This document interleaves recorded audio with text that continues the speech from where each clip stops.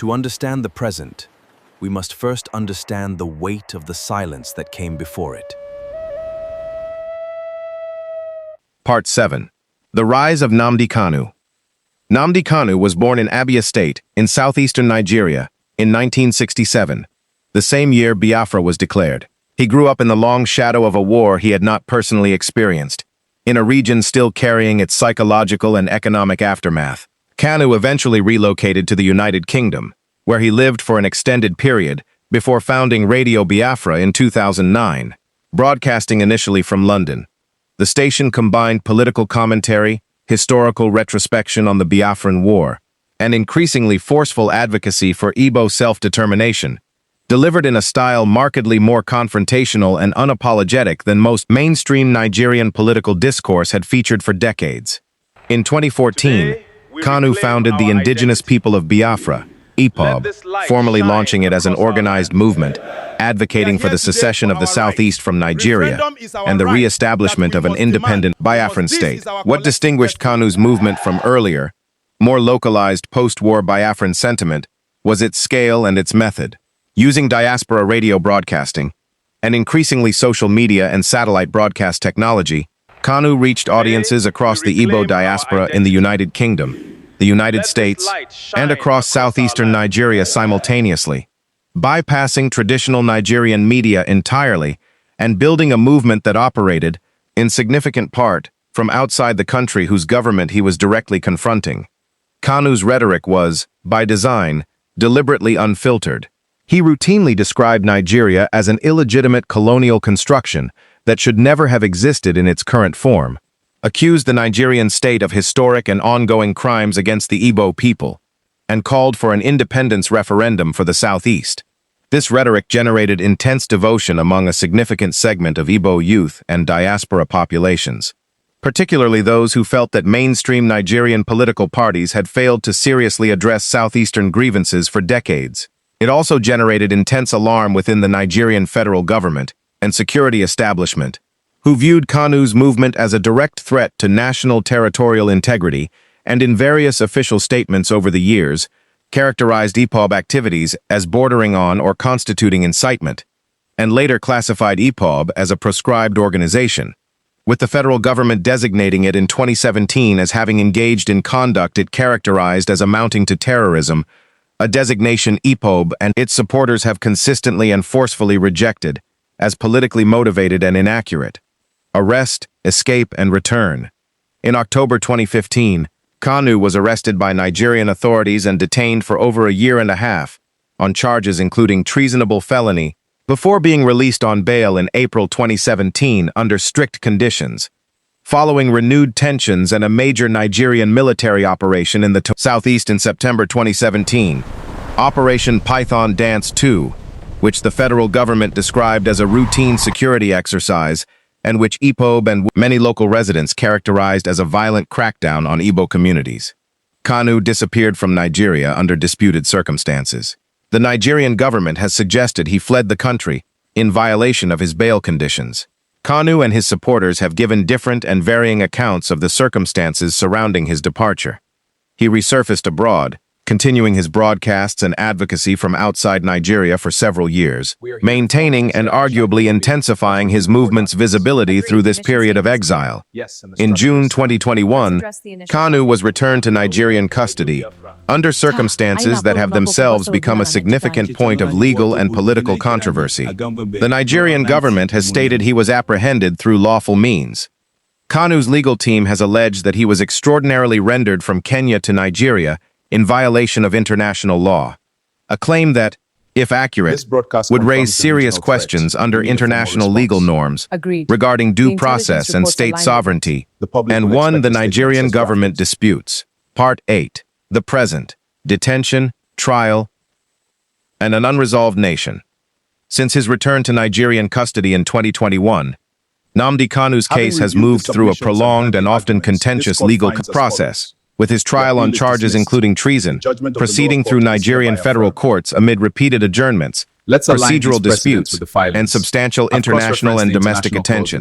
His legal team has consistently argued that his rendition from Kenya was unlawful, that his continued detention violates due process protections, and that several Nigerian and international courts, including a ruling from a regional court, have at various points found aspects of his treatment to be in breach of established legal protections, though the Nigerian federal government has continued to maintain the legitimacy of both his detention and the ongoing prosecution.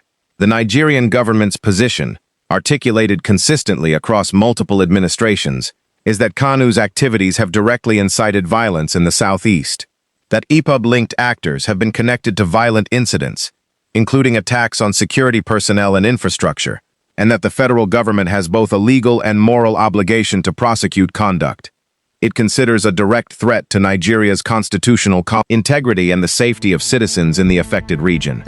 Human rights organizations, including Amnesty International, have published extensive documentation over the years, alleging serious human rights abuses committed by Nigerian security forces during operations in the southeast specifically connected to the IPOB conflict, including allegations of extrajudicial killings of IPOB members and sympathizers. These organizations have called for independent investigation into both the conduct of security forces and into violence attributed to IPOB-linked actors.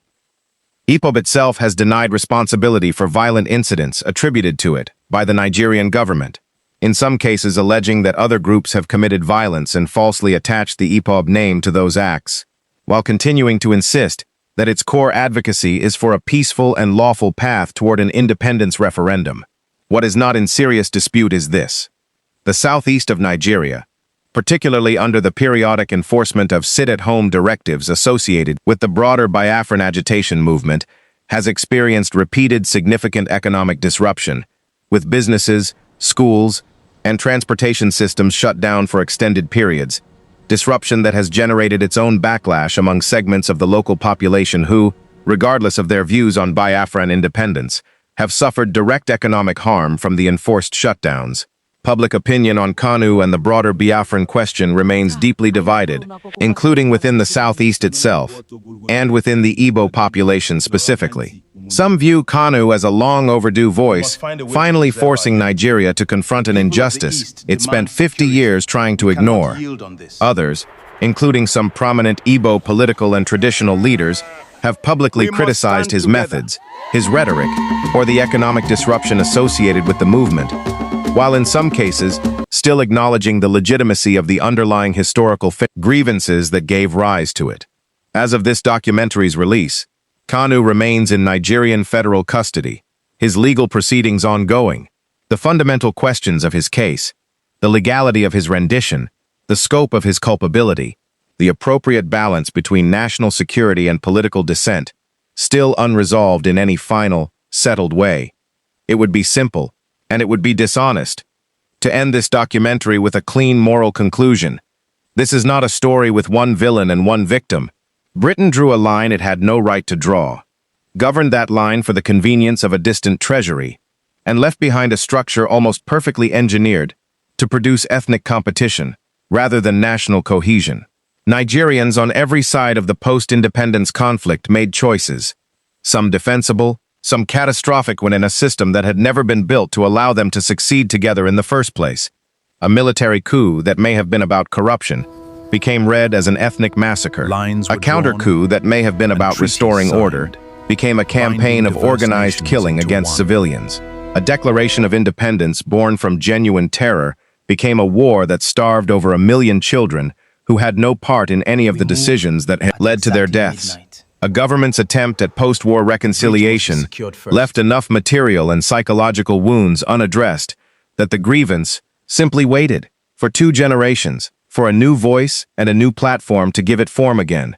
None of this excuses the killing of civilians in 1966 or at any point since. None of this excuses incitement to violence by any party at any point in this long and unfinished story.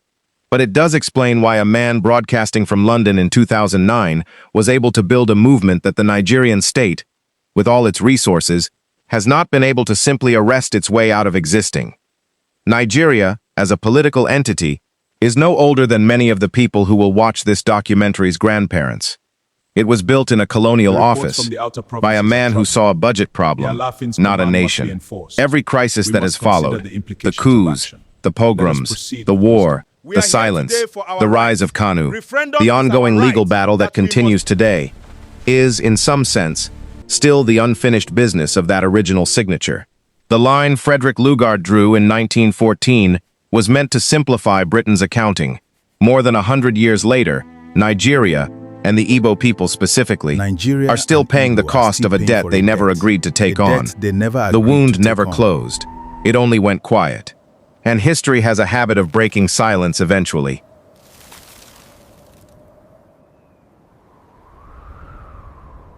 History has a habit of breaking silence. Light fades the end of the story.